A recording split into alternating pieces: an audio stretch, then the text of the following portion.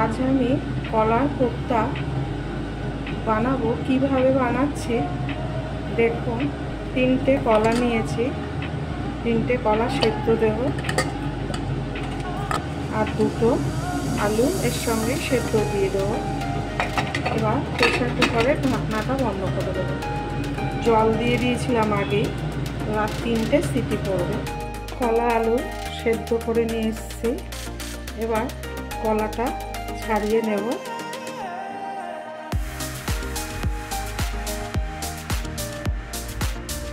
দুটো আলু দিলাম, জিরের গুঁড়ো 1/2 চামচ, হলুদ পরিমাণ মতো, চিনেবাদামের গুঁড়ো, নুন পরিমাণ মতো, খুব বেশি নুন দেবেন না, আদা 1/2 চামচ, আমি বেসন 2 চামচ নিচ্ছি, লাগলে পর আবার নেব, চালের গুঁড়ো 2 চামচ, চিনি 1 চামচি স্বাদ বাড়ানোর জন্য।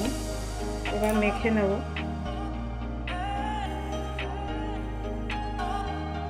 বাদামটা দিলে খাওয়ার সময় ছোট ছোট কুচি কুচি পড়বে, খেতে ভালো লাগবে, নালে তো তেল তেলা লাগে, ওই জন্য বাদামের কুচিটা দিলাম। আর বেসন লাগবে না, ভেবেছিলাম লাগবে। 2 চামচের মতো সাদা তেল দেব। সাদা তেলটা দিলে একটু সফট হবে, ভালো করে এবার মেখে নেব।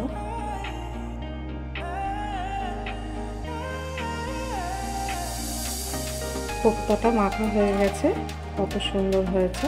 এবার কোপ্তা দেখুন, কোপ্তাটা এইরকম করেই বানাতে হবে। আর একটা বানিয়ে দেখাই। হাতে একটু তেল নিয়ে নেবে, আর যেই বাসনে রাখবে কোপ্তাগুলো একটু তেল লাগিয়ে নেবে। এইভাবে সব কোপ্তাগুলো বানিয়ে নেবে। সব কোপ্তাগুলো আমার বানানো হয়ে গেছে। দেখুন কোপ্তাগুলো কত সুন্দর হয়েছে। এবার কী করছি দেখুন, ভালো লাগবে। তেলটা গরম হয়ে গেছে, এবার কোপ্তাগুলো একটা একটা করে দিয়ে দেবো। কত তাড়াতাড়ি কোপ্তাটা বানানো হয়ে গেল। কোপ্তা বানানো খুবই সহজ, আর রান্নাটাও খুব তাড়াতাড়ি হয়ে যায়। প্রেসারে তো সেদ্ধ করতে দিলে 3টে সিটিতেই হয়ে যায় সেদ্ধ। আমি কোপ্তাতে লঙ্কার গুঁড়ো দিইনি, আপনারা যদি পছন্দ করেন শুকনো লঙ্কার গুঁড়ো দিতে পারেন, শুকনো লঙ্কার গুঁড়ো দিলেও ভালোই হবে। কোপ্তাটা ভাজা হয়ে গেছে, এবার একটা একটা করে তুলে নেব।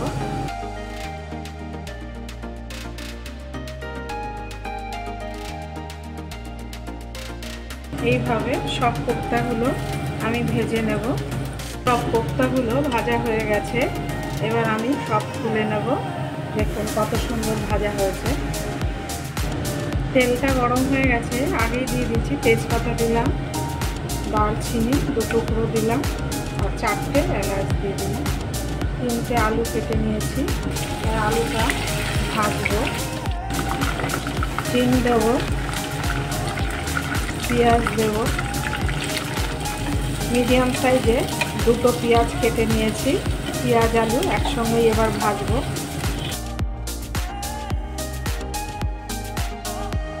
পেঁয়াজ আলুটা ভাজা হয়ে গেছে, দেখুন কত সুন্দর ভাজা হয়েছে পেঁয়াজটা। ধনে 1/2 চামচ, হলুদ পরিমাণ মতো, জিরে 1/2 চামচ, রেড চিলি পাউডার 1/2 চামচ, আদা 1 চামচ।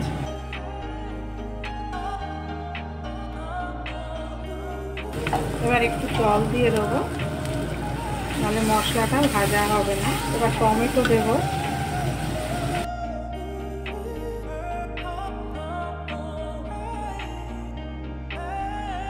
পরিমাণ মতন নুন দিয়ে দেবো, টেস্ট বাড়ানোর জন্য একটু চিনি দিয়ে দেবো। এবার কষাতে হবে ভালো করে।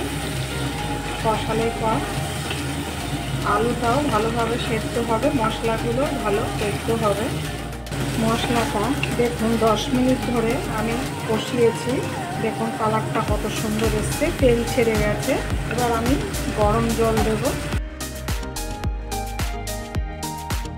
একটা কাঁচা লঙ্কা দিয়ে দেবো। এবার ঢেকে দেবো। 5 মিনিট পর ঢাকাটা খুলবো।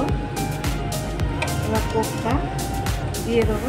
একটা একটা করে কোপ্তাগুলো এত সফট হয়েছে সে বলার মতন না।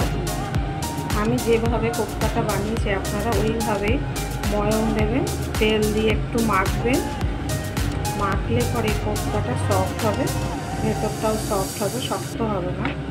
গরম মশলা দেবো, ঘি দেবো, 1 চামচ ঘি দিলাম,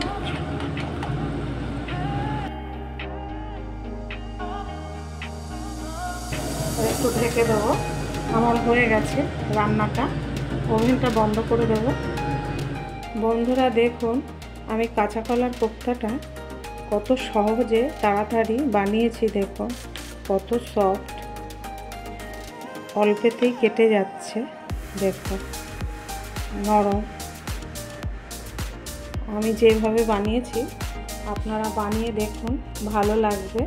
বন্ধুরা আমার কাঁচা কলার কোপ্তার রেসিপিটা দেখেছেন, ভালো লাগলে লাইক, শেয়ার, সাবস্ক্রাইব করবেন।